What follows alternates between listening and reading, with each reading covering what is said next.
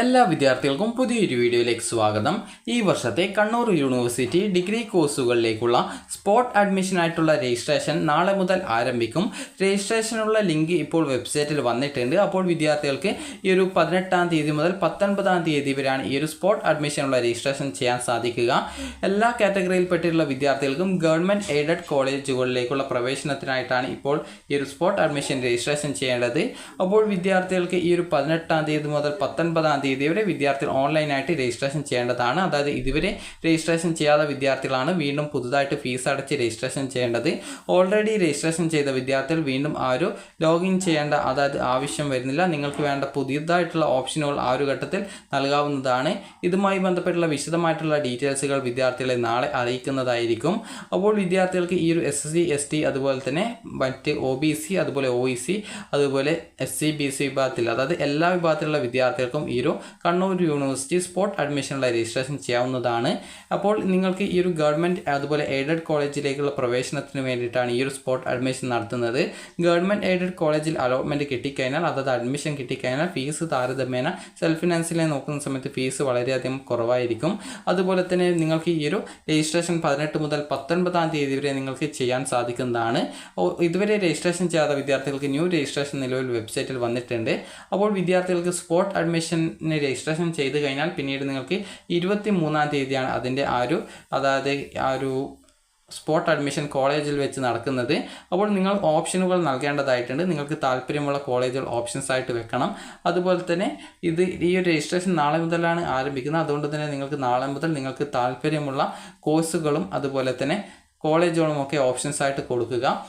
അതിനുശേഷം college rank list പ്രസിദ്ധീകരിക്കും. അത് നിങ്ങൾക്ക് ലോഗിൻ ചെയ്ത് നിങ്ങളുടെ പ്രൊഫൈൽ വഴി നിങ്ങളുടെ റാങ്ക് ഡീറ്റെയിൽസ് മനസ്സിലാക്കുകയും അതുപോലെ ആ ഒരു കോളേജിൽ എത്ര വേക്കൻസി ആണുള്ളത് എന്നുള്ളത് നോക്കി നിങ്ങൾക്ക് എവിടെയാണ് അഡ്മിഷൻ കിട്ടാൻ സാധ്യത എന്നുള്ളതും നിങ്ങൾക്ക് മനസ്സിലാക്കാൻ സാധിക്കും.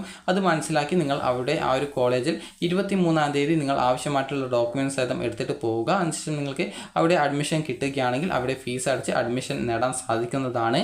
ഇനി അതുപോലെ തന്നെ വിദ്യാർത്ഥികൾക്ക് അതിനുശേഷം പിന്നീട് ഈ ഒരു സെൽഫ് ഫിനാൻസ് കോളേജിലേക്കുള്ള സ്പോട്ട് അഡ്മിഷനുള്ള രജിസ്ട്രേഷൻ 24-ാം തീയതി മുതൽ 25-ാം തീയതി വരെയാണ് നടക്കുന്നത്. അതിനുശേഷം ആ ഒരു രജിസ്ട്രേഷൻ സെൽഫ് ഫിനാൻസ് കോളേജിലേക്കുള്ളതാണ്. ആ ഒരു സമയത്ത് ഗവൺമെൻറ് കോളേജിലേക്ക് ആ ഒരു അഡ്മിഷൻ ഉണ്ടായിരിക്കുന്നതല്ല. അതിനുശേഷം നിങ്ങൾക്ക് ഈ ഒരു സ്പോട്ട് അഡ്മിഷൻ നടക്കുന്ന ആ ഒരു സെൽഫ് ഫിനാൻസ് കോളേജിലേക്കുള്ള സ്പോട്ട് അഡ്മിഷൻ നടക്കുന്നത് 26 മുതൽ 27-ാം തീയതി വരെയാണ്. അപ്പോൾ ആ ഒരു ഘട്ടത്തിലാണ് അതിൻ്റെ അഡ്മിഷനൊക്കെ നടക്കുക. അപ്പോൾ അതിനുശേഷം അഡ്മിഷൻ ക്ലോസ് ചെയ്യുന്നത് 24-ാം തീയതിയാണ്. അതായത് ഈ ഒരു ഓഗസ്റ്റ് 24-ാം തീയതിയാണ്. അതിനുശേഷം സ്പോട്ട് അഡ്മിഷനും അതുപോലെ മാനേജ്മെൻറ്റ് സീറ്റ് അഡ്മിഷനും ഒക്കെ നടക്കുന്നതായിരിക്കും.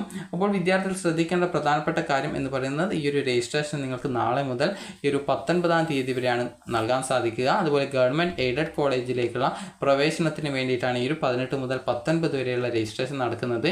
അപ്പോൾ ഇതുവരെ രജിസ്ട്രേഷൻ ചെയ്യാത്ത വിദ്യാർത്ഥികൾക്ക് ന്യൂ രജിസ്ട്രേഷനും ഓൾറെഡി രജിസ്ട്രേഷൻ ചെയ്ത വിദ്യാർത്ഥികൾക്ക് ലോഗിനും നൽകിയിട്ടുണ്ട്. വിദ്യാർത്ഥികൾ നാളെ മുതൽ ഈ ഒരു കാര്യങ്ങളൊക്കെ ചെയ്യാനായിട്ട് ശ്രദ്ധിക്കുക. ന്യൂ രജിസ്ട്രേഷൻ നൽകുന്ന സമയത്ത് തന്നെ നിങ്ങൾ ഈ ഒരു ജനറൽ കാറ്റഗറി അല്ലെങ്കിൽ SC BC ആണെങ്കിൽ 600 രൂപയാണ് വരിക. SC BC എന്ന് പറഞ്ഞാൽ അതിൽ OBC ഒക്കെ ഉൾപ്പെടുന്നുണ്ട്.